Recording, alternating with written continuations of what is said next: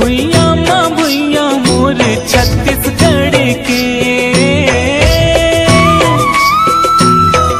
यहाँ के माटी माँ सोना उपजे रे, कहते धान के कटोरा जेहा करते यहाँ बसेरा, हो जाते यहीं के ऐसन है माटी मोर छत्तीसगढ़ के, हो जाते यहीं के ऐसन है माटी मोर छत्तीसगढ़ के।